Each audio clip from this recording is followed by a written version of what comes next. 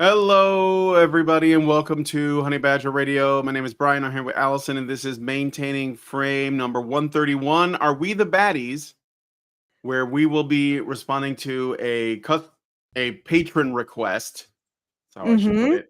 Well, yeah, Or well, I mean, the thing is that the patrons give me a lot of suggestions and I choose one and then we do it.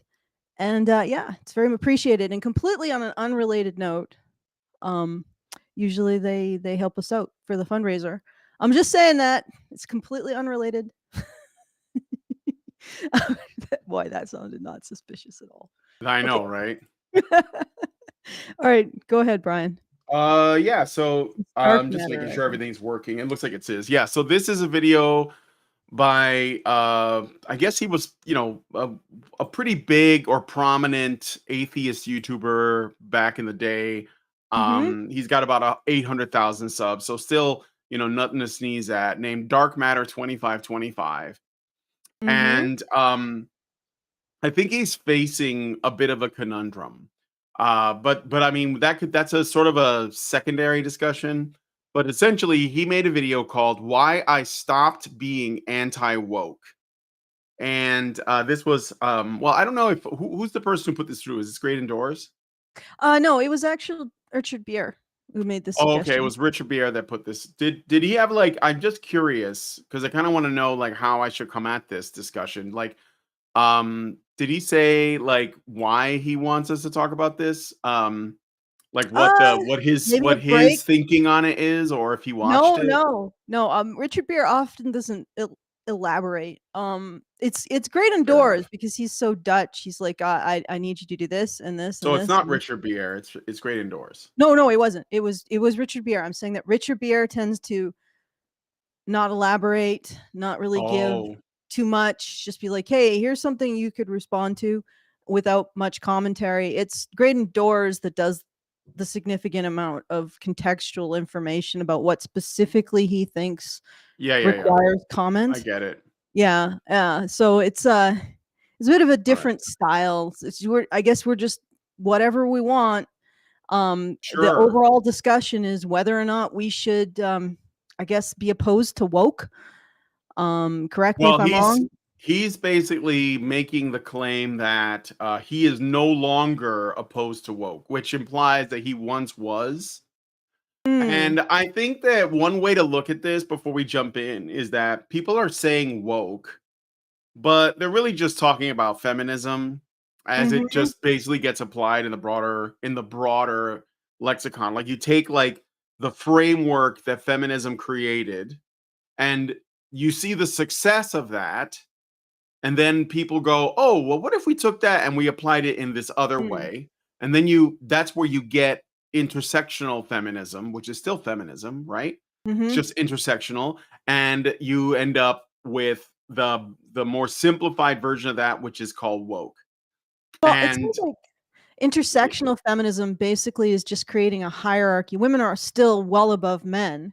In fact, I sure, think they're well above all yeah, men because eventually every category of man in the intersectional hierarchy is considered to be the man of their respective group, the white men of their respective group. So it's all just I've feminism been I've been saying that for years. Like ever with since flavors. intersectionality happened, when Black Lives Matter was going on in 2020 and they were burning cities down, and I was like, I just went to the website and they're feminists. I mean, it's a We did feminist that. movement. Yeah, we did that. We went to the We website. looked We to looked we at looked at like the website their well before the Black Lives Matter mhm. Summer of Love, and we Yeah, were pointing it out. before that, yes. Yeah. It was like around the Michael Brown, Trayvon Martin days. And Mm, yeah, we've been saying it for the whole time. Now, it's basically become so like commonly used these days. You know, mhm, wokeism, not intersectionality. I think intersectionality as a term is like, it's more academic. People don't use it in their day-to-day. But when they say woke, that's what they're talking about. They're talking about mhm, intersectional feminism, fourth wave feminism, mhm. um, which is the current feminism we're in right now. So anyway, Yeah. so when Dark Matter 2525 says he is stopping being anti-woke, he's basically saying I'm going to be a feminist again. Mm. Whether he knows it or not, but I think he does. I think on some level, a lot of these guys, it's really hard to let that go. And I don't mean feminism itself. I mean like the what The is it? identity The identity of of judging being, yourself in yeah. terms of protecting and It's providing like, for women. What a surprise! Men have trouble letting that go, and their yeah, own well, women political do too brand. because it's in their own interests. But like, Mm-hmm. definitely, and that's the thing. He would have to reject the foundation on which feminism was built. So Mm-hmm. it's not even really feminism. There's like something deeper that has to be challenged. But anyway, so this video is called "Why I Stopped Being Anti-Woke." I got some time codes. Let me grab my notepad here. Somebody spamming me. Oh, oh no. It's probably Israel asking for more money. But anyway. Ooh. Oof. No, I'm Oh, let just, me do the things. Okay. It's a yeah, do little the bit more things. casual Go on ahead. Do Sundays. the things. Sorry, guys. Please, if you have any commentary on, or if you want to send us a tip, you can do so at feedthebadger.com/justthetip. It's the very best way for you to send us any kind of tip you want to send us, any kind of funds, and be able to send us a comment with that amount. So that's feedthebadger.com/justthetip. And as our thank you to you, we will thank you for your tip and read your comment. And then we also have the monthly fundraiser open at feedthebadger.com/support. Thank you to Mrs. Anna Ark, who put in $5 just before the show. And Thank also you. thank you to Anonymous, who put in 2,000. Thank you, Anonymous. You Thank are you. Come again. anonymously great. And yeah, so thank you. And let's get started. All right. So first, he's gonna try to define woke. So we know for you always got to start with defining your terms, and I think that's worthy of some discussion. So I'm gonna play this clip. Yeah. Ominous Is music. being woke good or bad? Well, it depends greatly on what you mean by woke. Now, I've scoured the internet for a consistent definition of woke, and what I found was that perception of what the term stands for is very clearly demarcated along political affiliation. Left leaning people tend toward an approximation of the first definition in Webster's dictionary, which is, quote, aware of and actively attentive to important societal facts and issues, especially issues of racial and social justice, unquote. While right-leaning people tend toward the second definition, quote, politically liberal or progressive, as in matters of racial and social justice, especially in a way that is considered unreasonable or extreme. Okay. Are we What does it mean to you, Allison? well, honestly, there's one thing to be concerned about issues of progressive justice, and there's another thing to be inching towards criminalizing your fellow man and regarding them as a problem that needs to be corrected. And the other thing is that I notice that anyone with a shred of power, institutional power, that's media, corporations, government, will use these terms in order to offload their responsibilities onto their employees and their customers. I don't know if you've noticed that. And while I suspect that they have no genuine interest in being progressive, in caring about anyone, and if they do, their interest is in caring about the smallest subsection of the population in order to justify not caring about and actively persecuting and blaming the largest amount of people possible. So to me, to my mind, woke has nothing to do with actually helping people. I think people are helped by strong individual rights. Okay. Woke has everything to do with criminalizing your fellow man and encouraging or even supporting further and further government intrusion over individual rights and destruction of individual rights. So to me, woke is basically using the collective to destroy the individual. And at the end of the day, we're all individuals, right? we are all individuals. So that when we buy into these collective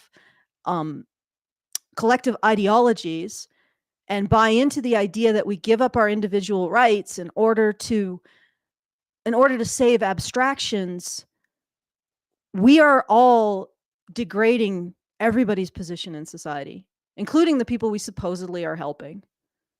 And so I would say that woke is basically using these collective ideas of victimhood, collective ideas of guilt to erode individual liberties.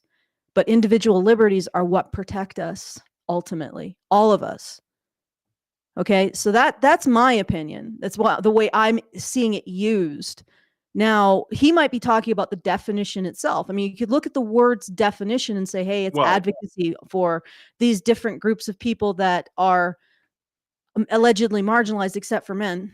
well, Statistically that's exactly marginalized, what he except for did. He men. said he just went to Webster's dictionary, and basically he's saying these people say this thing and these people say this thing, and they're both in the dictionary, and I don't know, maybe he's going to say they're both wrong and I'm floating above everything, or he's going to side with one, probably the first definition, because he's abandoning being anti-woke. But yeah, Allegedly. he's just going with the dictionary Or, right. definition. So Right. that's basically the equivalent of going to Wikipedia to get your Mhm. facts. So Mhm. whatever Okay. that's worth. So, I mean, I think there's the definition that, I mean, honestly, you could use the Nazi definition of National Socialism, and it would just be advocacy for the interests of the German people. And yet, how it's applied is actually really critical. So we can go with the dictionary definition of woke, but how it's applied tends to be really critical, right? Yeah. If it's applied in a divisive manner to justify the destruction of individual liberties, that really becomes more about what it does than what it is. And what it does is apparently horrible. So, okay, let's Yeah. that's what I'm Well, saying. He's yeah, it's okay. stuck on what it is or what it's defined as. Yeah, but what does it do? Like, Well, that's the thing. He's trying to crush the opposition to it. Which is essentially trying to crush opposition to intersectional feminism. But mm-hmm. what I would say woke is, in another way of describing it, is simply critical consciousness, which is like one of the things that these people do is they try to, like these progressives, they try to say, well, what is woke? And if you can't define it, then they will just call it a dunk and say they won.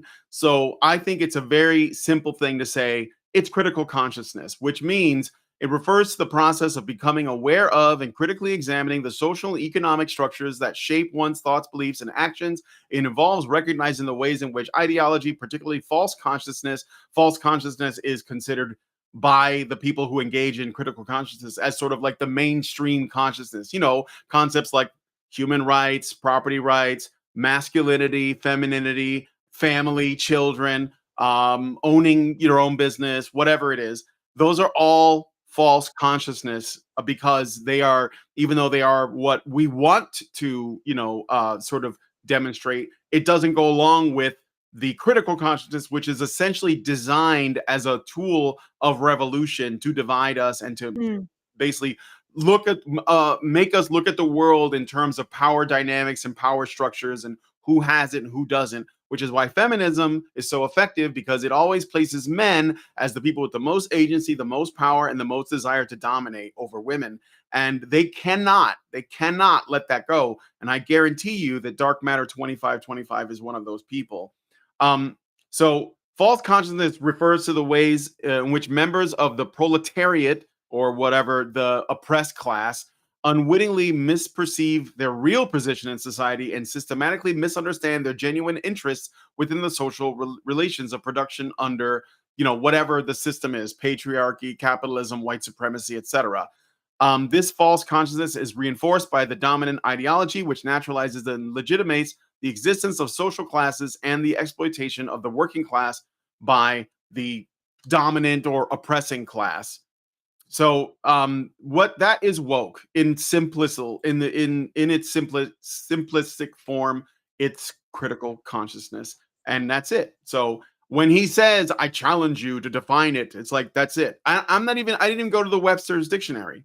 You can just like read, like Karl Marx, Theodore Adorno, Hegel, whatever. there's plenty of shit. Bell hooks, it's everywhere, you know? So anyway, um Okay, let's let's go. see. Yeah, let me just make sure I'm going to the time codes now. All So right. yeah, there's more to this one. So let me just turn off our thing so we don't interrupt, and I'll play another 30 seconds. Unquote. Now, it originally meant the first definition, but throughout recent political discourse, the term was co opted and turned into the second definition in order to disparage. Well, it did no, nobody changed the definition. Mm. What happened was the first definition became so obnoxious that now when you just say woke, it just makes it doesn't it's not like people said we're going to co-opt this term and make it mean something different. They just saw the outcome. It's like Consequences, feminism. yeah. Let's say feminism, because some people get like hung up on like using the right word. Let's just use feminism as another term. He's basically saying feminism used to mean, the equality of the sexes, and now it's a disparaging term because it's been co-opted. No, it hasn't been changed. It's just that now when you say feminism, if it annoys people, there's reason for it. Yeah. It's like that so like there's actually a change in people's reaction to feminism because now we know what it really means, and that's why we're annoyed. We didn't change it, we didn't co-opt it. That's like Mm. men's rights activists actually did the same thing in the opposite direction. The feminists labeled us MRAs because they wanted to use it as a pejorative. And they thought that the concept of someone who advocated for the rights and legal protections and fairness of men was so absurd and ridiculous that they were like, we'll just call them what they are, and that'll be hilarious. And they did. And then we were like, oh, okay. And we just went with it. Yeah, that Well, that no, makes there was sense. two responses to it. One response was, "Oh my God, I can't believe in this patriarchy that puts the rights of men first. You've called me the very worst thing you can, which is somebody who puts the rights of men in any position at all, cares about them at Mhm. all." Like amazingly. And so there was a huge portion of people who just fled. They just were like, "Oh no, I can't handle it. They're calling us concerned about the rights of men. We got to flee." And then there were just a hard, stubborn core who were like, we don't care what you call us. Call us Mhm. what you want. We're going to continue to advocate for the concerns of men, for Right. male victims of domestic violence, false accusations, sexual assault, for Yeah. issues in the family court that men face, and conscription and all of this other stuff. We're going to advocate for these issues. And it doesn't matter what you call us. That's essentially the difference. Like, Well, yeah, that it's not and even that really an identity. It just no. reflects people who are absolutely stubborn about advocating for these issues and aren't going to be scared away by what feminists call us. Okay. Right. And the thing is that like there it seems to be a fixation on this particular term woke, right? Mm. That he's trying to respond to. But the truth is that none of these things get like there isn't like a secret society of people that basically take a term and say we're going to repurpose this, and then they repurpose it, and then it like the branding gets damaged. What happened is you can still find people who have made songs about wokeness in using the first definition because at the time they saw it as a self-righteous, like, morally good thing. And then the reality of their beliefs came out and people started calling it what it is, just like men's rights activists, just like feminists. And then people saw the truth of it. And the only reason why they backed off of the woke label is because it wasn't good for their brand. What I've often said that the culture war that we're in is ultimately a marketing war, and the marketing tools keep changing because Mm. these people, their beliefs don't change, they don't compromise, they're very aggressive, they're very hostile, their entire framework is upside down, and yet they think that they can win by just rebranding shit. That's why they go with new waves of feminism come out, new terms for patriarchy come out called kyriarchy, new terms for their progressive communist ideals come Yep. out. They have words like tanky, and they have social democrat, and they have woke, and they have progressive, but like their actions and beliefs are the same. And so Yes. what happens is after a while we just call it whatever they're calling it, and they're like, well, that's not good for our brand, it must be your fault. It's like, no, Yeah, you we haven't call it changed. that and Like, criticize it. Yeah. yeah, yeah, we're just calling out what you're doing and criticizing it. Like they've tried to do the same thing with men's rights activists. They've done it with incel. They've done it with Christian. They've done it with men. They've done it with conservative. Like they've taken terms and they turned them into pejoratives too. But the difference is how you react to that branding, right? Do you recoil and say we got to change it? We need a new word, or do you just say, yeah, I guess that's what I am. So what? I mean, Yeah, that's that is you know, interesting. like Yeah, you because the know, thing like is that incels, they're saying, like they're just calling everybody that. They're calling married men with families incels. They're just yeah, using it, you know? because if you think about it, the term has changed so much. Well, essentially, it was just feminist, women's libers, feminists, and then it became PC, woke, or no, sorry, PC, social justice, and now woke. And they keep changing the term. They keep changing it. Whereas everybody they attack, like men's rights activists, have not changed what we call ourselves in like decades.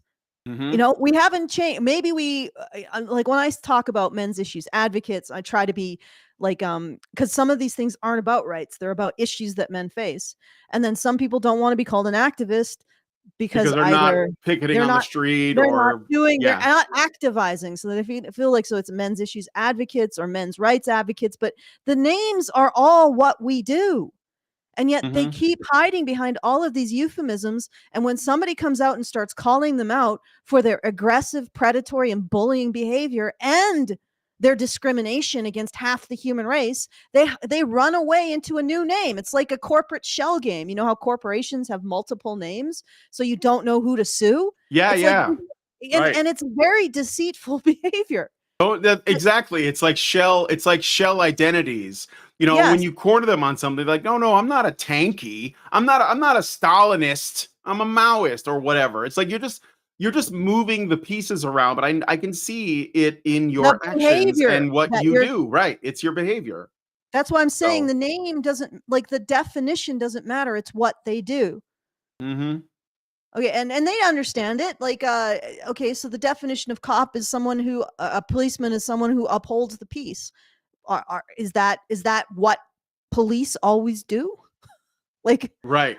yeah. There's a difference there. It's not always the definition. It's what these individuals who are attracted to these concepts do. And like I said, it is bullying. It is often deceitful. It is exclusionary.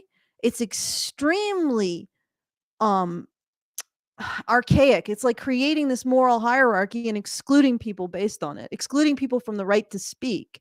So we're somehow going back and constructing a moral hierarchy based on people's ancestry is an advancement? No, that's like caste systems and aristocracy and religions of old. Like, that's not a movement towards anything new. It is a movement towards visiting the sins of the father and the son, which is something that I think we dealt with like two millennia ago. We're going to reverse to BC behavior. Like, what the hell? Okay. Mm-hmm. Anyway, so let's keep going. All right, I just jumped ahead a bit, so let's jump to this next time. Your groups. It's a basis for madness. When people say the gay community, who are you talking about? It's like, women think this. Oh, really? 50% of the species all agree on something. Blacks say this. Really? And some defined it as the perfect opposite, being restricted from assigning viewpoints to entire groups. People always ask, what is the definition of woke? Well, the definition of woke, as I mentioned in the book, is the making sacred of historically marginalized race, gender, and sexual identity groups. That's it. Now that last... Well, how is that? Okay. He's saying that these things are contradictory somehow. Those things are not Okay, let's go back again and listen to them again. All right, I'm going to go back to... Don't lie right to my face. Yeah, Douglas Murray talking to Jordan Peterson here. Yeah. I think if I play it from here, it's okay. Community, who are you talking about? It's like, women think this. Oh, really? 50% of the species all agree on something. Women experience this. Yeah, it's true. And Black people experience, but that translates into them thinking. And then, well, it's not really women Well, or no, black they- people who think. It's white men, let's be honest, who they're saying they know what they think. It's Yeah. black and women who experience certain things as a result of white men's intentions and motivations, which intersectionality gives you a complete clear window into and ability to judge. Like, they essentially, what they're saying is black people and black women and white women have this experience, and they have this experience because of these motivations by white men, these motivations and thinking and logic by white men. So the intersectional stack somehow makes them telepathic and able to read white men's minds. See what I'm saying? Yeah. And impugn their motives. Okay, but anyway, that's a little bit of an All right. aside. Well, but I think he's saying essentially these people speak for large groups of people. So when he says women think this, he's saying that these people speak for women as a group, like half of the population or whatever the group happens to be in the moment. But anyway, I'm just trying to clarify things. Yeah. No, people. fair enough. Okay. Yeah, so he's basically, right. yeah, okay. Yeah. Blacks say this. Really? And some defined it as the perfect opposite, being restricted from assigning viewpoints to entire groups. People always ask, what is the definition of woke? Well, the definition of woke, as I mentioned in the book, is the making sacred of historically marginalized race, gender, and sexual identity groups. That's it. Okay. All right. How did he come to that conclusion? That these are opposites? Yeah, I mean, because one is saying, honestly, one is saying that you can't speak for an entire group. And he's not saying that you can't speak for an entire group is woke, right? He's saying that's not woke. He's saying saying, okay, well, I can't speak for an entire group is the opposite of woke. And now he's saying that this guy who is defining woke is defining it in the opposite of this guy who's defining the opposite of woke. Well, yeah, I mean, well, if okay. we popped open this man's skull, would there just be steaming oatmeal in? Does anybody know who this guy is on the screen? Because I know who he is, but I can't remember his name. He's written books about this stuff. So Douglas Murray in the previous clip was basically talking about how astounding it is that you have people who are part of the progressive intersectional feminist left that are basically saying, I speak for group X, right? They're basically, treating them as a monolith. As a monolith. And speaking for them, or at least and that's part of the thing that I read before, where, if you are a part of that monolith that they're speaking for, but you don't have the right ideas, it's because you have false consciousness. That's what I was saying when I read about critical consciousness, is about making people become conscious or awake or woke about the way of the world, right? It's like this secret that only these people have, and they're trying to wake you up to it. That's what woke means, okay? And so if you don't have the appropriate consciousness, then you're not woke, but you are deserving to be made awake, made aware of this stuff. So when Douglas Murray is talking about is people who are saying this is what women are supposed to feel. I mean, they'll say that they do because it's trying to gaslight women that might be watching. That's what the purpose of all that is, right? Like in the Barbie movie, when America Ferrera does that, rant that everyone loves so much, well, women do, about how hard it is to be a woman, it's a gaslighting tactic to make other women who may not have thought about that too much think about it and say, oh yeah, you know what? I do feel insufficient in every possible way. She must be onto something. It's intended to try to raise, I put in quotes because it's just gaslighting, but a woman's consciousness or awareness of their own victimhood. And if they don't absorb that or internalize that, then it fails, right? But that's what the attempt is. Now, I don't think that Douglas Murray's conception and this guy, who is this guy? I'm sorry, I don't remember. But I don't believe that these are opposites. I think this guy is basically sort of reinforcing that because he's saying it's making sacred marginalized groups. So Okay. in order to do that, though, you have to make them into a monolith. So you say all Black people need my help. I'm going to make them sacred. I'm going to advocate Make for them them. I'm into going a to speak for monolith. them. But in order for me to do that, I have to basically tell you what they believe or what their experience is. Yes, but my point is that he's taking a man who is saying this is the opposite of woke, which it would essentially, well, he's describing the opposite of woke, or he is describing woke as speaking for everybody. So the opposite of woke is saying, well, you can't speak for everyone in a gigantic group, right? Yeah. And he's comparing that with this guy who's saying making sacred, and not making, like you were saying, not making sacred every opinion of that group, but specifically making sacred how that group and the people within that group that support the intersectional system, right? The intersectional hegemony. And so, yeah, you're right. They're completely compatible, right? And the fact is that he's saying that these are the opposite. I don't understand the logic behind it. I'm trying to I think he's gonna try and get into it in the next bit. Okay. So But we'll here's play the it. other thing. Yeah, go ahead. Before you continue.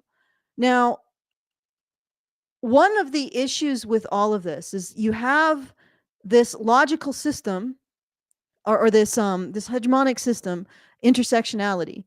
And you're right. It does not advocate for every black person, only those Black people who buy into the intersectional framework. All right. Any Black person who doesn't is marginalized as having false consciousness. So it really has nothing to do with advocating Black people or white or women, unless you assume that all Black people and all women have the same opinions and have the same experience. And then any woman who says, no, I don't, you silence.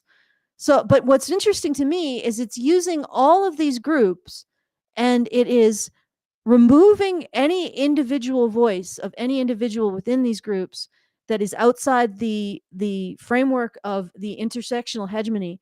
And at the end of the day, the people who use the intersectional hegemony are governments, media, and corporations to justify their overreach over the individual. Have you noticed And that? schools, yeah. And schools, Academia, to justify their control and their destruction of individual liberties. So it's really interesting because the thing is that somehow during the time of Our Lady the Coof, somehow those groups who were minorities, who were the least receptive to some of the suggested medical intervention, shall we say, they were the least receptive. Somehow they became white supremacists using the powers of intersectionality.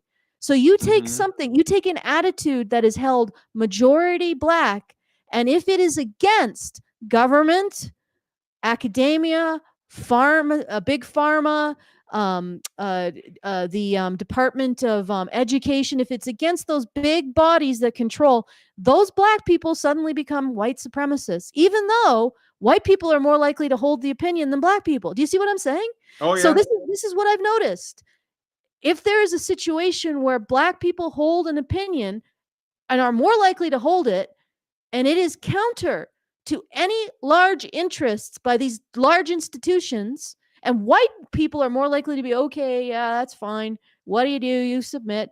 They will say that the Black people are white supremacists. You see, they are literally using these terms to silence all opposition, regardless of how ridiculous it is. Right? Yeah. Okay. And let me use a really ridiculous example. Let's say we reinstitute slavery and all Black people are against it, but the corporations are for it. Because white people would be for it, being against slavery would become white supremacy. Because it benefits the corporations, they'll say being against slavery is white supremacy. This is how they operate. Right? They are determining what is acceptable speech and what are acceptable positions. It has absolutely nothing to do with the opinions of most Black people. They will tell you your opinions. And if you don't have those just opinions, like feminists you're a tell white women supremacist. what their opinions should be, right? Yes. And if you don't have those opinions, you're a male supremacist. And it's not just feminism. Feminism is a mouthpiece for forced consumption, forced corporate consumption. It is a mouthpiece for corporate and government collusion. Like they're just basically and redistribution of wealth. And redistribution. Like it's like, wake up, guys. You mean wake get up woke? Wake up. Wake up to wake up. Yeah. Okay. All right. All right. Okay, so let's play some more. He's gonna get into his reasoning. I'm gonna turn off our response thing so that people don't, because the thing is, if it switches scenes when we talk, then the audio from the video, it cuts out. Yeah. So anyway, let's go. Now, that last clip is very interesting to me because he admits something I don't think he intended to admit. And the word sacred is what led him into his own trap. He talks about historically marginalized groups such as gender, race, and sexual orientation as being sacred. In other words, unassailable, unable to blaspheme against. But here's my question. What legitimate criticism or negative statement can be levied at an entire race or an entire gender or an entire sexual orientation? Now, if someone said, quote, the problem with Black people is ABC, or the problem with women is XYZ, wouldn't we immediately recognize that as racist or sexist? Because you're shoehorning everyone of those groups into a box of problems based on their immutable characteristics. Patriarchy? Men are to blame? Like, is he absolutely against all of these statements? No. So yes, he will continue to support those statements that support his identity as a man, as the alpha and omega of everybody's existence. But of course, he'll question those statements but that's not what this man is saying either. He's not saying that Black people need to take responsibility for the gestalt Black that comes out of all of the Black people. Like, that's ridiculous. He's saying you can't use this intersectional system to excuse the individual responsibility of individual Black people on their individual actions. Likewise for women. You cannot use this intersectionality to excuse the individual actions of individual women. And that's what he's calling out. Nobody is saying that Black people need to pay reparations for white people, like, or that women need to pay reparations for matriarchy. Nobody sane is saying those things, but presumably sane people are saying the reverse. And that's what's being called out. All right? Like, this is ridiculous. Like, yeah, he's just straw manning. Well, yeah, I will say this too, because there is this thing. He's like, the problem with women or the problem with Black people. But what if there is a problem, but I would phrase it differently? Like, what if I said, you know what would fix the problems or most of the problems in the Black population of the United States, which is not the same as saying the problem with Black people. You see, he's already like strawmanning the case because he's making it sound more inflammatory than it needs to be. Because if I said, well, we need to do something about the broken family and the fatherlessness and the abortions and, like, you know, all of these other issues that are probably, you know, the predecessors or the progenitors for, you know, real on the ground problems that Blacks in this country deal with all the time, like gang violence and drug abuse and so on. But if I were to say, well, I want to fix this problem, but part of it's going to come down to Black people taking some responsibility, or at least we got to talk about that. He would say, well, isn't that racist though? So it's like, well, do we, because that's the same thing with women. If I said, well, I don't want to put it, I wouldn't frame it as the problem with women, but I might say, you know, here's a problem that a lot of modern women have in the dating space or with, you know, I don't know, whatever it is, right? Problem with women. Yeah, like, but honestly, like that, and it's like, well, if we want to fix something, that is a problem, why can't we point out the problem? Like what that because Exactly. it's racist or sexist. And like why doesn't like I know this guy, like he's supposed to be really smart because he's like sitting in front of his microphone calmly, you know, and like talking like very As with opposed big to me being a words. And chipmunk. no, and I look, it just irritates me because this is just like big brain framing. But if he hasn't even questioned whether or not the words sexist or racist are useful when it comes to actually addressing shit, because that's part of this whole gaslighting thing. He's never even questioned those things.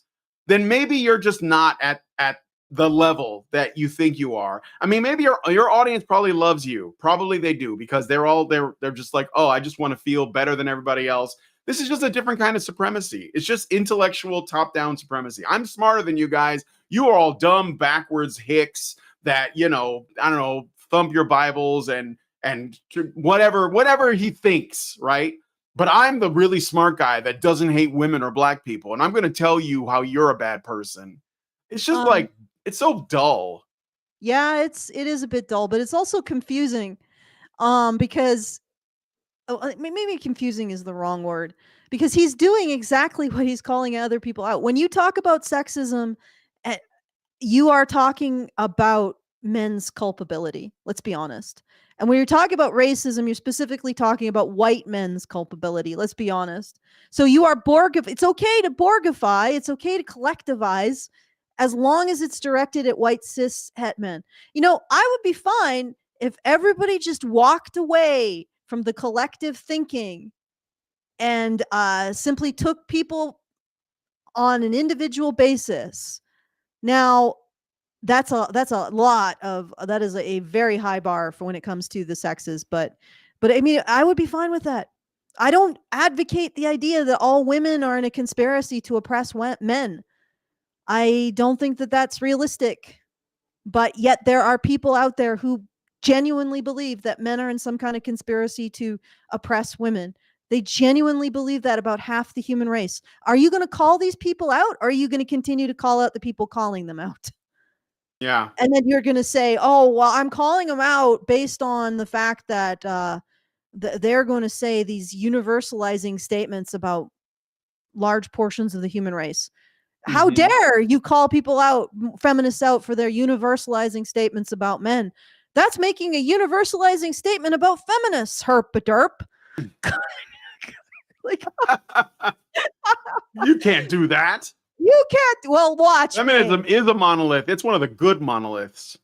Come and stop me. It's like the Washington Monument. It's a good monolith. A big white monolith. Okay. So let's play some more of this. Literally. I jumped ahead because he goes into this big like anecdote about his life, and I just don't care. Nobody cares. But yeah, I mean, he cares in his audience. He's gonna point out like hypocrisy. So let's because that's another thing these people do is they love trying to like make you look like a hypocrite, and then they just slam the mic down. Yeah, done. You know. But let's continue. About laughing at anger, it was a movement about getting angry. Suddenly, the rule that inspired "you mad, brah" no longer applied. The rules changed when the offense changed. Now the winner was whoever could get the most angry. But that was still a double standard. I'm actually finding it uncomfortable to listen to him. Why? Because he I don't know, sounds funny? just on some instinctive level, I'm like, this is a guy to get the fuck away from. I don't know why. Like, it's just, it's like, I'm like, I want to leave now. I don't want to be in the same room as this dude. There's just such a level of subliminal hatred and anger in the things that he's saying. I don't know. I didn't jump ahead enough. I'm sorry. Go ahead. I'm just, I'm sorry about that's just a gut response. You're just having a gut response. It's cool. All right, let me deal with my gut response. This is the face of 1 billion thumbnails, still used on uploads and memes to this day. Yep. Have you ever seen the source material? It's quite short. There's not rapists coming into just because they're refugees doesn't mean they're fucking rapists. But they're raping people in Germany. My parents are immigrants. immigrants? The fucking parents are immigrants? No, not even a fucking big percentage. Tiny. How many women in the U.S. Get raped? Do you know how many? 1 in every 3 Fuck women. ton, a That fuck means ton. that all Americans That's are a victims. that's a crisis. There's a rape It is a crisis. crisis Exactly. here in the Exactly. US. Exactly. But if Yeah. with a lot of the rapes that are being reported, that is not a fact. Wow, that number So- keeps creeping higher, and it's not 1 Yeah. in 3. It's 1 in It- 3 are stalked, subject to domestic violence, and also sexual abuse. It's not rape. 1 in 3 are raped. So that's incorrect. But the And 1 in what is- 3 statistic is bullshit anyways, because it's based on that Mary Koss study. No, So, it's like, not. the- It's based on the CDC, and it includes a whole raft of things. And if you actually look at the situation for men, it's very similar. Despite the fact that feminists are trying to make it invisibilize or make invisible male victims, they're still finding like 1 in 4 in terms of the same statistics. Yeah. Like, So- so it's, yeah, I mean, this context doesn't make her any better.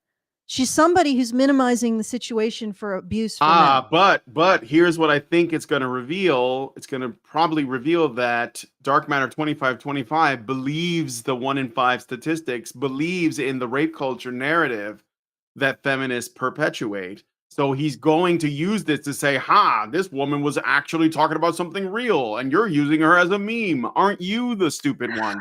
But the thing is that she's obviously being used because she's been made to be angry and resentful over data that has been, let's say, manipulated to make her feel like unsafe. I mean, if anything, men are definitely in more danger, but the existence of risk is not the same as your reaction to the Well, risk. it's interesting. He talks about how you're not supposed to Borgify. Like, you can't talk for an entire group of people or condemn an entire group of people. He said, he's saying that, well, what he's saying is that you make sacred Black people. And he's saying his interpretation of that guy saying that woke makes sacred Black people and white people. Let's just use women. Makes sacred women is that it prevents people from making universalizing criticisms of women, right? And he's saying, well, who would want to do that? A sexist, right? Yeah, but right of course. here, when this woman says 1 in 3 women are raped, which is not true, she is creating a negative space that's making a universalizing negative statement about men. So that's okay. Right? This isn't just, 1 in 3 women are raped by persons unknown. No, this is 1 in 3 women are raped by men, all men to blame or all men responsible. That's the next step in this. Well, remember, Okay. the context of this is they were talking about, I think this was about immigration or some, foreigners that were, endangering, I guess, or at least there was danger of foreigners being violent or, sexually assaulty or whatever. And this woman's counter to that, because she's defending the brown guys, right? She's saying, well, the men at home are just as bad. So, like, there's no difference. It sort of like cancels it out, right? So this is like another way that feminists use this kind of these narratives to essentially like push their own, whatever their belief systems are, is to say, well, look, Western men are worse. Remember, we made a video about that where you have these the reason why the leftist narrative of threat narrative around men is more effective than the sort of conservative one is that conservative position is that the men in those foreign countries over there are dangerous to women, but the feminist women are saying that the men at home are dangerous to women, which is closer to home, which makes it more effective. So, and they're both wrong. They're like, it's all lies, but the point is that their lie is a more effective lie, and she is evidence of that. She's actually demonstrating how effective that propaganda is on it's interesting. on these women. We don't have to care about the increased sexual violence of a group of people because this other group of people engages in sexual violence. It's bizarre logic, to be honest. And also it's not based on, its premises are false. Yeah. I mean, if you're made to fear men, which men do you fear more? The ones that are in another country that you'll probably never visit, or the ones that are like living in your town? But unless they're immigrants, then you have to fear them. You can't fear them. No, then you can't fear them anymore, right? Yeah, which All right. okay. I know Let's it hear doesn't what he make has sense. to say. Let's play the rest of this. I love you all. I want you all. I love you all. I love you all. This woman did not get triggered or belligerent or even a fraction as excited or angry as any one of us has ever been before. Okay, is that actually the entirety of the clip? I mean, He honestly, says it's short, but I mean, like, so what if she's not like yelling and screaming? I didn't actually see the specific frame. Yeah, and it's interesting he chooses this one instead of all of the other ones where they are genuinely. What about yelling. Big Red? Yeah, exactly.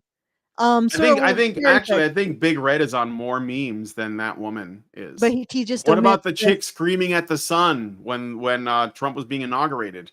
What about her? That's a big one.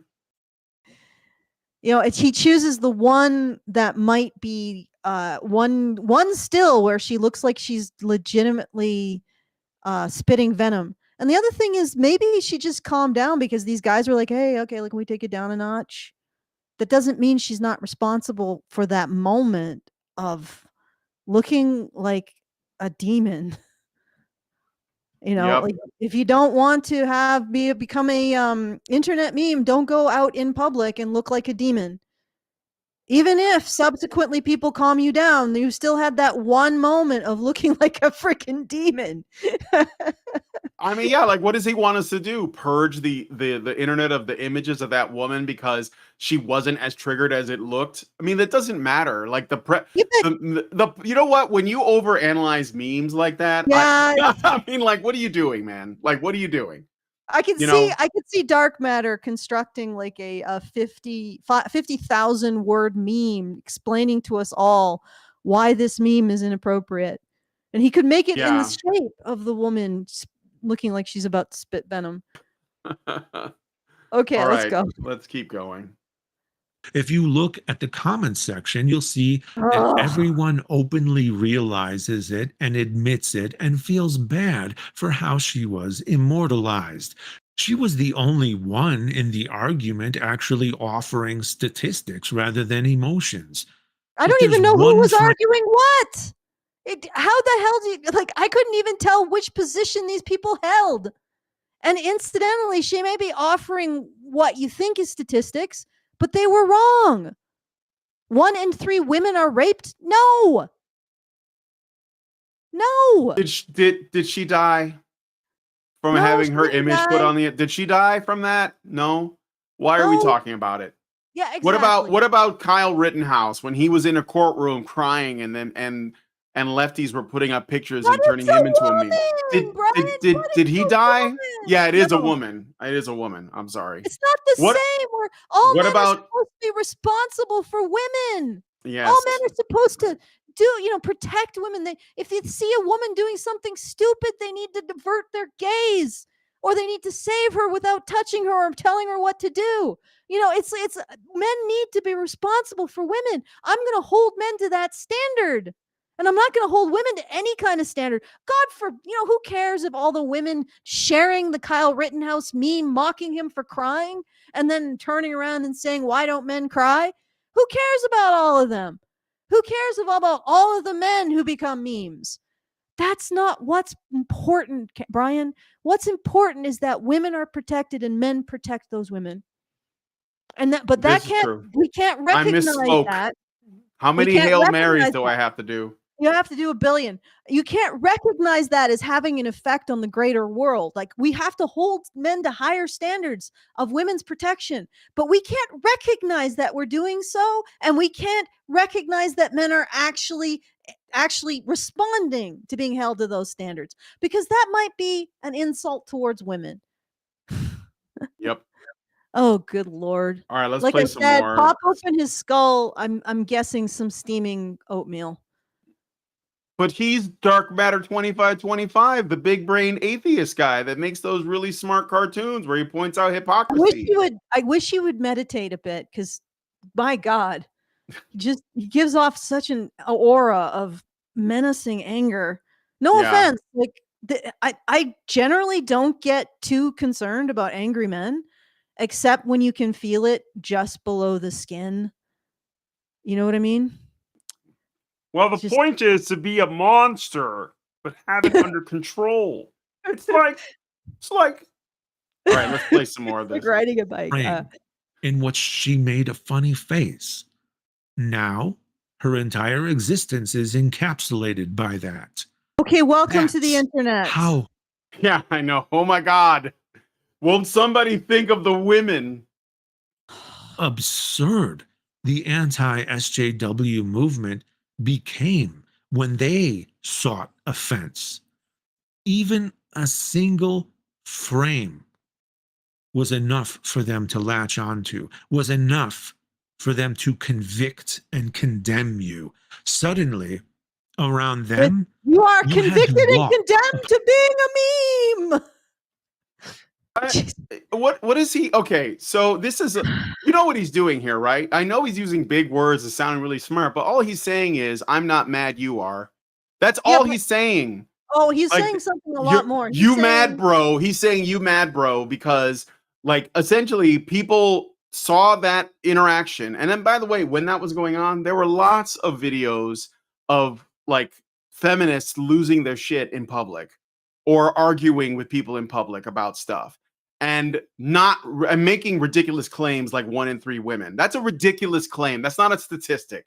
That is a ridiculous claim. Like if 1 in 3 women was true, okay, I wouldn't be able to drive from my house to the food line down the street without seeing a rape.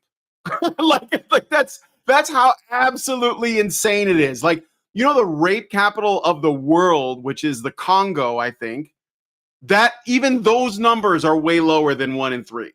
Even there, you wouldn't see it that often. But this woman spits that ridiculous statistic, and Dark Matter 2525, the 1 billion IQ super atheist, he doesn't even think that that's ridiculous. He says, well, that sounds like data, so I'm just going to support it. And when people take all of these clips and they make memes out of it, because essentially it's not because we're mad, bro. It's because we think you're ridiculous and we're clowning you and you don't know how to react. So your whole thing is you must be mad. No, it's not hard to make fun of you because you have ridiculous beliefs about the world, about reality. And that's all it is. So nobody's mad. And I'm sorry, but the only thing that makes me mad is that you pretend as though you're saying something profound because you're like sitting in front of a mic with a lot of followers. Your ego, my friend, is way out of control. I'm sorry, Allison, go ahead. Well, I was just going to say, I think it goes beyond the you mad, bro. I believe Chaos for You 728, he's saying, my queen, I must protect my queen. Yes. He is essentially saying that the anti-woke is bad because a woman became a meme. Yep. Unfairly. She was unfairly memed. Despite the fact all the men who get unfairly memed by the people who are on the other side, this is evidence. This felony memeing is evidence that the anti-woke side needs to be disbanded. They need to pack up their shit and go. Like, no, you Stop pompous memeing her. asshat. She had data. I also believe in science. Okay, let's go. Let's right. finish. Let me check the time here. Let me see. Oh yeah, and also guys, send in those super chows. Feedthebadger.com/just the tip. Yeah, nobody sent anything in yet. Yeah, something. I guess you guys don't really feel strongly about this particular content creator. Maybe it's Sunday. Everybody's just like, eh. Yeah, it's true. All right. Upon the thinnest of eggshells. What's especially funny about this meme is that the source material originally came from the Alex Jones channel, and we all know how calm and collected Alex Jones is. Yeah, I mean, that my friend, that is righteous anger. I don't know what you're talking about. So you can take that and shove it. Is this the entirety of his argument? Yeah, you Woman mad, got bro. memed. I will eat your ass. Memes exist. Women most affected. Thank you for your You know, contribution. it's Dark funny Matter too. It's funny 2025, too because 25. Alex Jones is a massive meme. Is he Yeah. butthurt about it? Is he angry? Should we protect Alex Jones from his own memes? Like the woman, the feminist woman? Because he's saying that it's not fair that we treated her that way. And then he goes on to show an Alex Jones meme, essentially, of him yelling, you know, and he thinks that that's like a counter. It's like, wait, but Alex Jones has been memed way more than that woman has. Does he need protecting? Is anybody going to protect Alex Jones? Anybody? Protect Uncle Alex. Okay, anyway. This is Alex Jones out of context, obviously, but like he's playing a character, and that's okay. The anti-woke had become obsessive, hypocritical, lacked self-awareness, and What? incredibly easily offended. What are you talking about? Easily offended? Oh my god. It's like it's no you. That's his whole video. No you. No you, and also memes exist. Women most affected. Like, is this the entirety of his damn argument? I mean, what is his argument? Shall people stop criticizing woke? Like, because the people on the internet found a funny still and memed it? Like, so I am supposed to stop criticizing the march of this collectivism into the destruction of individual liberties in order to support basically a corporate agenda, a corporate government collusive agenda. I'm supposed to stop criticizing this because some woman got memed? Okay, can we apply that to like immigration? If one woman gets raped by an immigrant, does that mean we have to reverse the whole thing? When graping is a bit worse than memeing. Well, I think that let's play some more of it. I think I know what's going on. So you do? and Okay, yeah, I do. But let's keep going. Today, the Anita Sarkeesian business model is extremely successful in the opposite direction. She became the model for the very people who hated her guts. Now we have reverse Sarkeesian. No. People hated her guts because of her behavior. Okay? Because she lied. Yeah, because people don't lie. They don't like liars. Yeah, okay, so she lied, but also she's been doing very well for herself. Very well for herself, aside from that sort of regrettable incident where she married herself. She doesn't even need to make videos anymore. She literally works in the industry now. Facebook, I think it was Facebook or Google, they named a room in the offices after her. She's doing just like her grift works. Like, I know he's going to accuse the right of grifting because he made that up. The right of grifting. He's going to accuse them of that. Accuse the anti-woke, which that's the same thing. But I mean, he'll call it the same thing, Allison. Like, to him, anti-woke is basically far right, Christian conservative, patriarchy, whatever, white supremacy. It's all the same thing. We're just part of that, Allison. Accept it. We're part of it. We are in the far right. Unfortunately, I get camp. But I'm unfortunately I get a lot of shit from them too. Incidentally, I've been arguing because they're not a monolith. It's because I've been arguing with a lot of presumably Christian people who insist that the men involved in the 100-person marathon, arranged and contracted by a woman, are just as responsible for the existence of that event. And I'm like, no. They are. Yeah, well, it's like I've been trying to say for a while. The so-called right is not one thing. It's basically all of the people in the non-left, and that's why you fight with them, because they're not really on your team. They're on their own thing, but the left frames them all as the opposition, so they put them all in one camp together. That includes you and me and most of the people watching. And we just have to just recognize that. And just be like, okay, so I mean, lots of people have talked about this too, but I feel like we're going on a let's bit of a tangent. So yeah, let's finish this. Oh, I got a super chow. Great. From Meredith G. She gives us $5 and says, subjective offense about a meme isn't an argument. Oftentimes, the best way to deal with a meme is to lean into the joke. Yes. What have we found out is women have no sense of humor. No, they don't. Thank you, Meredith. Really appreciate it. Well, you know what? I bet if I found that woman and I asked her how she felt about being a meme, she might be upset about it, but maybe by now, because that meme is like 5 years old, she would have gotten over it and said, you know what, I think it's kind of funny, right? This guy is getting upset about it. It's these men, these white knights that come out and they're like, oh my God, you're hurting her feelings. What if she does herself in? What if she Minecrafts herself?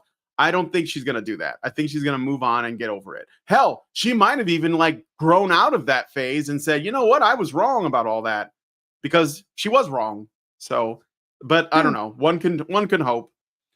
Anyway, so yeah, we're the ones that are angry. We're the ones that are butthurt. We're the ones that are grifters. That's all bullshit. There's a really great video made by this guy named Mentis Wave explaining how the supposed right-wing grifters don't exist, because in order for you to be a grifter, you'd have to be taking advantage of the status quo. That's how you get paid. So like, if I didn't want to live in an apartment paycheck to paycheck, I'd be a feminist online and I'd make fuck tons of money, especially as a brown guy. I'd cash in on that shit, but I have integrity, so I'm not going to do that. That's what a grifter is. But anyway. Keynesian media critics who consume movies and video games with the objective to actively seek out whatever in them can be construed as being woke. Yeah, so and what? they are That's their legion. aesthetic The preferences. critical drinker, nerdrotic, the quartering, heel versus babyface, etc., are all fucking reverse pronouns. Sarkeesians, but far more fanatical Yeah, than but she they ever don't was. have Oh influence over my the industry. God. Yeah, Are you right there. bloody mad? They're the same thing. They don't have influence over the industry. She's in the industry as a consultant, making creative decisions. They're just saying, I don't like this as a consumer. These two things are not the same, sir. False equivalence. Let's move on. Do you have Well, we okay. No. So no, I do have time codes, but we jumped ahead a couple times, but there really isn't much else. He basically goes into, I could jump ahead to this bit where he talks about a hypothetical critique of Aliens and Terminator 2 if it were released today, illustrating how any content can be framed as woke with enough ideological scrutiny, highlighting the absurdity of some critiques. And so he uses that to make his point that like these like I don't know why he got on that like tangent where he talks about movies and like these video game critics, these guys online. They're just really sick and tired of the subversive media trash that we've been getting for the past 10 years. I mean, if you don't agree that that's been happening, like you can just tell me in the chat. Like I think it has, and I think it's obvious. And like it's specifically designed as an attack on masculinity. And by the way, it is a direct product of feminist critique like Anita Sarkeesian. So when Anita Sarkeesian was criticizing shit 10 years ago on her YouTube channel and getting speaking engagements and was doing presentations and visiting, various game developing companies and doing consultations, all for thousands and thousands of dollars, by the way. Tens of thousands of dollars. She was actually changing the industry, and now the industry has shifted a little bit. I think it was always going in this direction. She just kind of like pumped the gas on it, and then the consumers, or like the community that consumes these products, which is men primarily, were like, this doesn't look anything like what I like. I don't think I want to support this anymore. And some of them were like, I think I'm going to tell other men that this shit has gone to shit because of these ideologies, because of this stuff being spread in these industries. And he's saying, oh, you're turning into her. And it's like, no, she changed things, or people like her obviously affected the industry, and we're reacting to it. And we don't even, like you said, Allison, like these guys don't have any power. It's not like Critical Drinkers getting invited up to fucking Paramount to like help work on the new Star Trek. Like they're just saying shit on the internet, which they have every right to do. And more than that, lots of people who are frustrated with it because this is a top-down. This is absurd. This is like the logic here. is like going to the French Revolution. Well, maybe that's the wrong analysis. But going to any peasant revolution and saying, you peasants have as much power as these nobles who are making top-down decisions about your life because you're congregating in a group and complaining about it. Are you freaking mental? She is making top-down decisions about these creative things. And I get to be squeaky because I am a woman. So shut up in the special chat. Look, she's making top-down decisions for consumers of these products. Yeah, she does consulting. And She worked with Neil Druckmann. In the audience who do not have the power that she has, because if they did, just one of them would be able to reverse her decisions, complaining about how the things that they love have changed. These two things are not the same, sir. Not the same at all. You are looking at somebody who has institutional power to change the product, and you are saying that she is, or people who are complaining about it on the ground have the same amount of power. Are they changing the product? No. The only power they have is to stop consuming it. Well, there's That's one it. other really important thing too that he won't address. Anita Sarkeesian was lying, and these other guys are telling the truth. And he can't accept that because I guess he has some weird postmodern Europe, you just have an opinion and I just have an opinion, bro, attitude. But Nerdrotic and Heels versus Babyface and me and lots of other people that are talking about what's going on, they're not lying. They're telling the truth. They're looking at what has happened to J.R.R. Tolkien's work. What is going to happen to C.S. Lewis's work when Greta Gerwig takes over? What has happened to franchises like Terminator and, I don't know, countless other, name it, like whatever it is, Lord of the Rings, right? When they critique that, they're not just saying this is sexist against men and here's why. They're saying this is bad because it's going against the canon, or it's going against, it's like shitting in the face of the original creators, and it doesn't respect the source material. It's completely abandoned, like whatever it is, right? The hero's journey, whatever. That's what they're saying. So they're saying something true, and Anita Sarkeesian is lying, or was lying, and still lies because she just wants to profit. I mean, even like basically woke dudes like Thunderfoot could see that. Like he made countless videos about her because he was lying. It's not because it's just a difference of opinion. She's a liar and she has institutional power.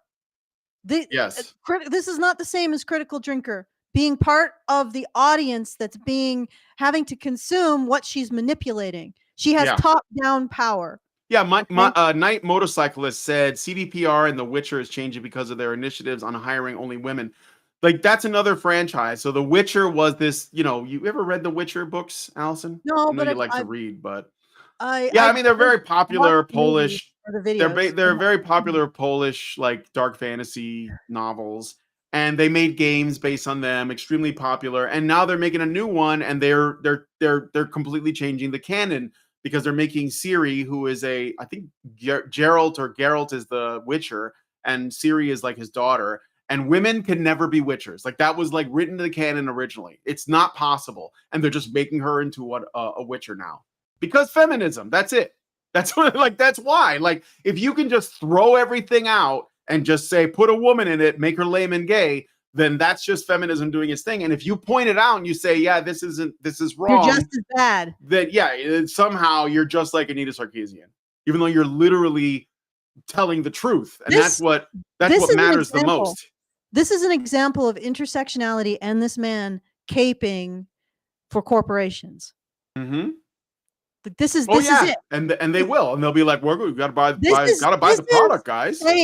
This is saying a person who has influence over corporations and is making decisions on the product and is basically, within the corporate decision structure, is more legitimate than the people complaining about what they're consuming and not wanting to consume it. So he's essentially saying that consumers must consume what the corporations tell them to. Goddamn, this is THX1138. Did anyone ever guess that Lucas would hit on the right dystopia in the dystopia school. Like, it would be George Lucas. He would be like, "Yep, this is what we're going to end up in. We're going to end up worshiping the state in a psychotic bureaucracy of enforced consumption." Yeah.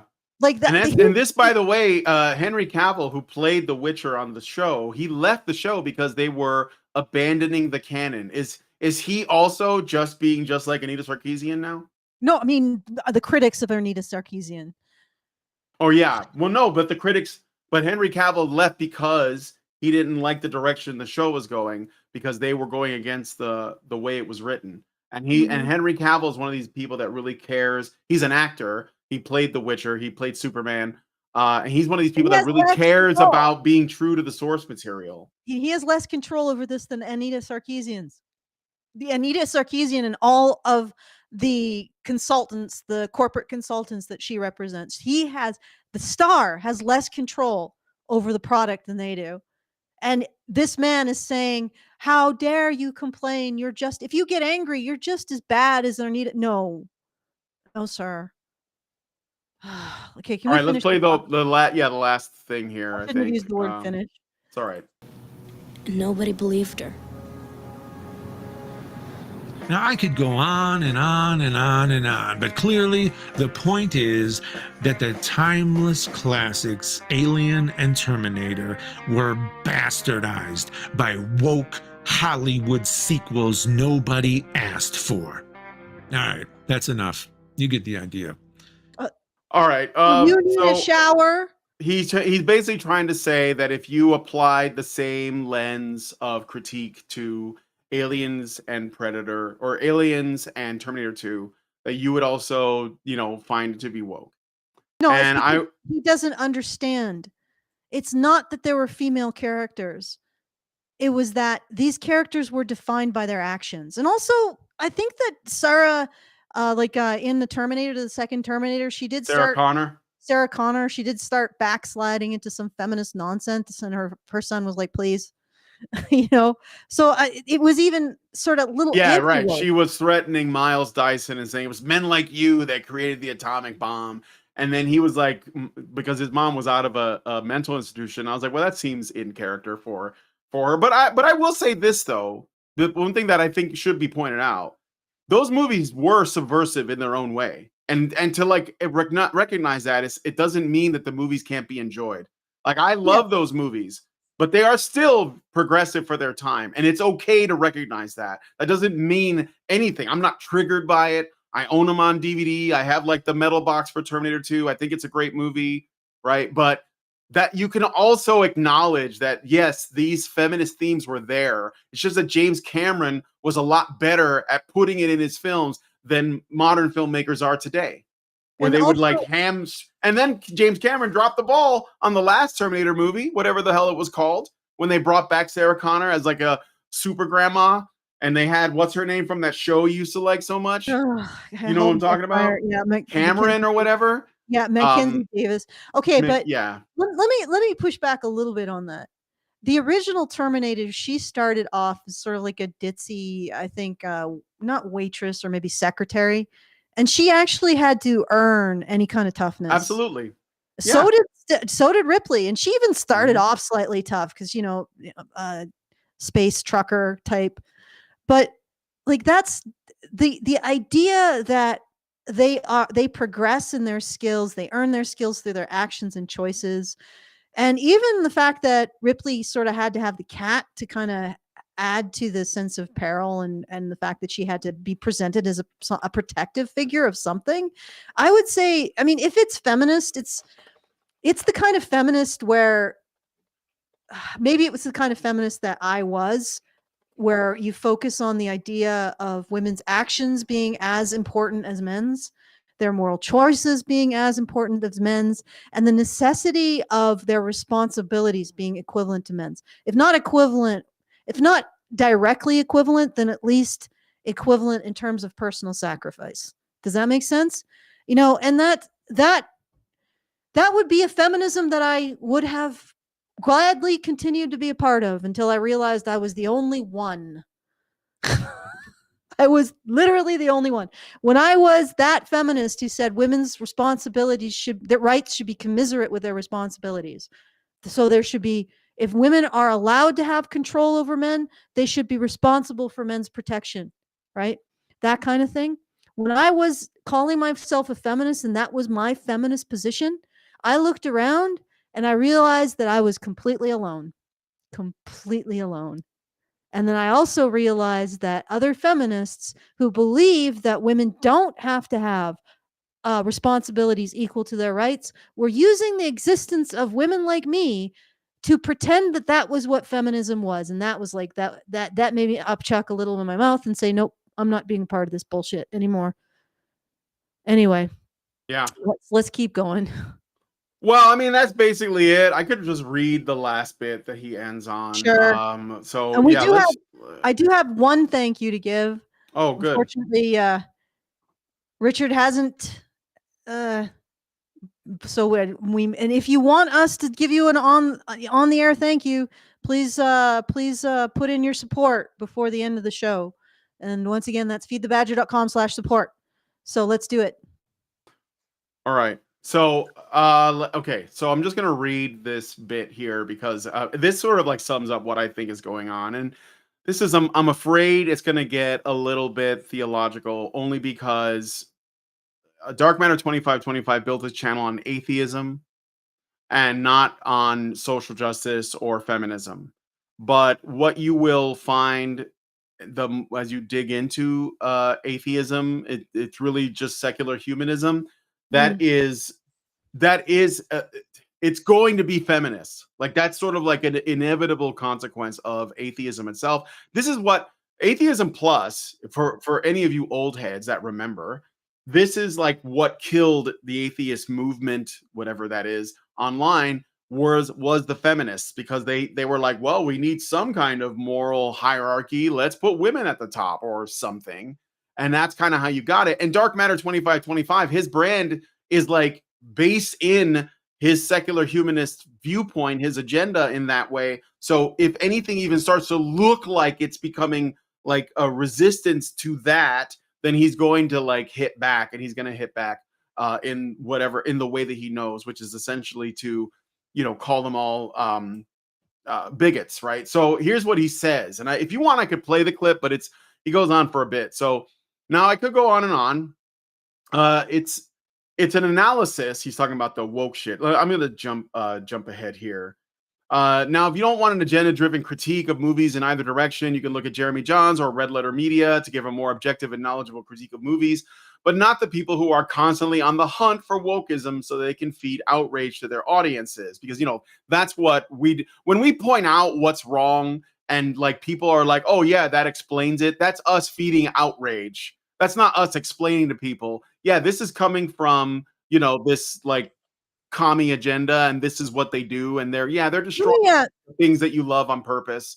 Let me get in here for a second. So I'm guessing that he would consider somebody like me and my analysis to be anti-woke. Although the thing that I point out is that woke minimizes and trivializes the decisions of the groups of people it supposedly advocates for. And what I mean by that is when you watch these shows, the decisions of the white cis het men always carry more moral weight. They're always more interesting. They always have more consequences.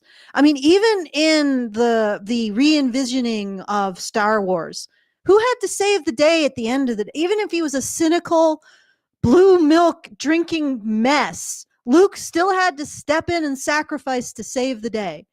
Because at the end of the day, it's the men. This seems to be the role of the men. Even in the final episode of the trilogy, of the sequel trilogy, Kylo Ren, had to step in and save the day. Who ended up being the most interesting character in the Barbie movie? The one who with the most interesting dilemma that actually had something of a character arc? Ken. Why? Because you can allow male characters to be morally wrong, to make mistakes. So you can actually invest in them as a full human being. And this is something I said to a woman who was arguing persistently that men are solely responsible for pregnancies because they control ejaculation. Now, whether or not men do actually have conscious control over ejaculation, or whether it's a reflex, and whether or not that's actually true because you can't actually get pregnant just by having sex without ejaculation because there's sperm and pre-cum. Let's set all of this aside. There are a whole bunch of choices that women make that result in a pregnancy being carried to term. You have to just completely like, oh, no, I don't care about them. Just flick them into the garbage in order to come to the conclusion that men are solely or primarily responsible for pregnancy. You just have to not care about women's choices. And there is a lot of not caring about women's choices in woke. And that offends me on a cellular level as a woman, because I know how important the recognition of those choices is to me as a person, to my understanding of myself as a person, to being a full human being. All right? And that is my criticism of woke. You can shit all over that as much as you like dark matter 2525, because I'm sure you are yet another man who thinks that the consequences of women's choices should be appended to men's, so that men get to have all of the consequence, all of the importance. They're the ones that cause everything to happen. They are the alpha and omega. Yeah, fuck off. And go meditate. You're so freaking angry. It's unpleasant. All right, so let me continue. Jumping ahead a little bit more. He says, so yeah, 10 years ago, I jumped on the anti-woke bandwagon ever so briefly before I realized what it actually was. An obsessive, hypocritical ideology that was rooted in demographic hatred. Much respect to the people who never jumped on board that bandwagon. You're way ahead of the curve. So, okay, you're all bigots, guys. That's basically what he landed on. Oh, I figured it out. You're all bigots. Now, if you were on it until more recently, well, at least you found your way off eventually. It takes a lot of integrity to admit when you're wrong. Okay. Especially after being wrong for several years, we should always be willing to forgive and welcome. Was he ever anti-woke? He probably was for a bit, because see, when the progressives, the wokes, the SJWs, the fucking Marxists, whatever you want to call it, when they became really, really ubiquitous and obnoxious, he was probably like, yeah, or they started denying, like, biological reality. He probably felt the need to say something just because it was making him look bad.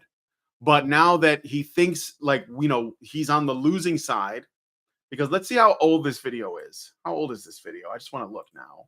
When did this come out? 2 weeks ago. So yeah, now that he sees himself in the position of losing because the election, then now he's emboldened to double down, because these people operate the most from a position that they perceive as beneath or weaker. That's when they're strongest. So when feminists lose, they think they win because now they get to complain more, because they have something to complain about. So, but let me finish this, because I know you want to say a lot, but all right. I want to say a little bit. Yay! Okay. All right, everybody's in. We got lots of thank yous to give, but yes. Now, if you're still on that bandwagon, what the fuck are you doing? Get your shit together. Now we even have people who were prominent atheists like Sam Harris and Richard Dawkins and Hersey Ali crying about the wokeness boogeyman, to the point that some of them are even claiming to be culturally Christian or even outright fully Christian now. That is the money shot right there, guys. That's his problem.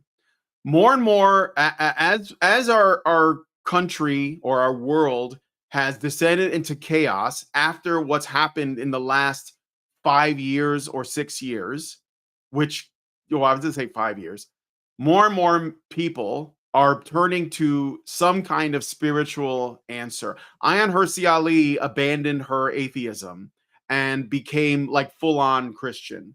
And Richard Dawkins has said, well, I like to think of myself as a cultural Christian because his country is being overrun, right, by Muslims, essentially.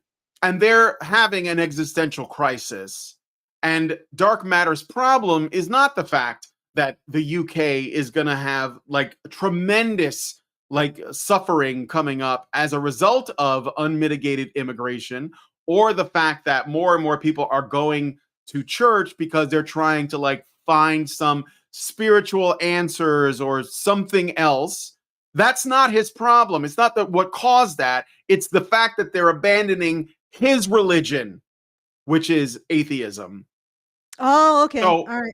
all right, but let me finish this. That's how shallow the nature of this beast has become. But why Christianity? Well, because they're not buying into real Christianity, the Christianity of Jesus Christ, which is very woke and concerned with the downtrodden and marginalized. Another bullshit misrepresentation.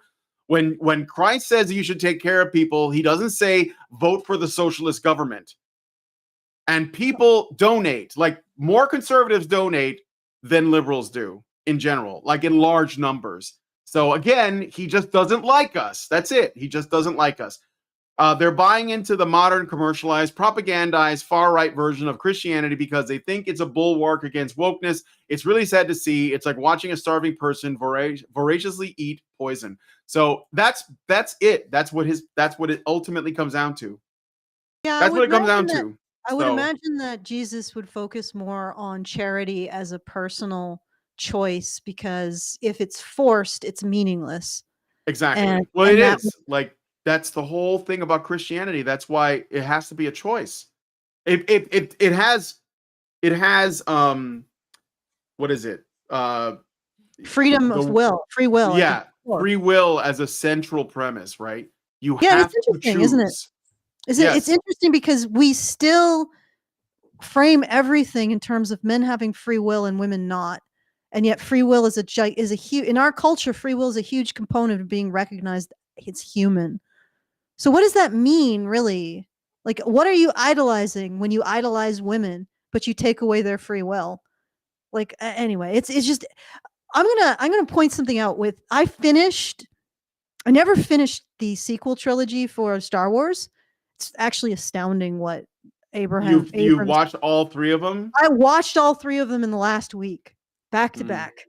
Not back to back, like there was a day between each one, and so now I've watched the original, the prequels, and the sequels. And it's interesting to watch the deterioration. Now, I would argue that the prequels, what happened there is Lucas is not a character director. He also seems to struggle with narrative beats, like strong emotional beats. J.J. Abrams is sort of good at that. Unfortunately, he has other problems, but this is what I wanted to bring out about the sequels. As you watch them, you start to realize that the driving emotion or the driving philosophy behind this is that the writer and the director are white knights giving Rey shit that she has not earned. Like literally this becomes a man sitting in a room fantasizing about all the stuff he can give a woman because he's so powerful as a writer, and it's grotesque. This isn't about Rey as a character earning anything that she gets. She gets everything just by virtue of being Rey, by her bizarre meta relationship with the writer who's white knighting for her. And it is really uncomfortable to watch because you know that there's nothing this female character has done for herself. It's all this weird kind of writerly incest between the writer and this character that he's decided to give everything to. When you're writing, you want to try to maintain a sense like suspension of disbelief. And when you're writing a female character achieving things, you want to show those things flowing from her actions and choices. And you want to make sure that you have reasonable amounts of obstacles so that facsimile appears. And then the thing is that people watch and read this stuff and they model it in their own heads. But the problem is, what are you modeling? What are women modeling when they watch a character like Rey? They're subconsciously modeling the all-powerful writer giving this weak, irrelevant female character everything on a silver platter. Whereas when you watch somebody like Ripley in Aliens, you can see the process of her coming to grips with what she's experiencing and making the choices necessary to stand up to it in any capacity in order to survive. You can see the same thing with Sarah Connor. You can see these steps that are being taken to live up to something that's not there in Rey. And when you do that, you're actually constructing a model for women to look at and be able to do the same thing. I don't think it's any coincidence that the highest number of women in STEM was in the 80s and the mid to 80s, when these kinds of characters were most prevalent. You took a female character who didn't start with everything, or wasn't just granted everything by the writer, but the writer wrote her believably, developing the skills and decisions to overcome the obstacle that she was facing. And we don't see that anymore. It's all just Mary Sues that are basically the recipients of the white knighting of their authors. And this is supposed to be an advance? Like, seriously? Okay, sorry, I'll get off my All right. I just want to put that out there. That's not an advance in how we portray women in fiction. It's a regression. I mean, this is basically Ray. Ray is not a hero. She's not a powerful character. She is a damsel being saved from everything by the genie writer. Okay, by the male genie writer. That is not any kind. It's not. I don't even want to use the term empowerment. That isn't even development as a human being. Okay, all right. I will. I'll leave it at that. All right. Anyway, yeah, that's basically the video. I mean, like, essentially the take home is I don't like the direction of the wind, that the wind is blowing. And I mean, I get it. It's, you know, it's scary, but it is what it is. You're just gonna have to adapt. Yeah, So, but like, the this other is thing like the world you created when you basically told people to, like, practice social distancing, mask up, get the jab, and, like, that their men are shit because the patriarchy, and that, you know, owning property is bad and you should be forced to give it away, and God is dead, and all these other things you put out there. Eventually it was going to be a reaction, and that's what we're getting now. And basically you're lucky that it's not really that severe. It's like, oh, you know what, I think I'm gonna stop paying attention to what you say. I think I'm gonna stop giving you supporting, you know, people with my hard-earned money that hate me for who I am, and I think I'm gonna go back to church or whatever it is. And you're like, oh no, Richard Dawkins, no. Well, I mean, you lose, I guess. I don't know. We'll see. So, Yeah. but yeah, I mean, I'm not mad. Like, I'm not mad. And I'm not So- even, I'm not taking this from the approach of having a horse in the race when it comes to what people believe. I'm just like, yeah, you're making false comparisons, dude. And Anita Sarkeesian isn't the same as the critical drinker. And the reason why is Anita has top-down power over the things that the critical drinker at the end of the day has to consume.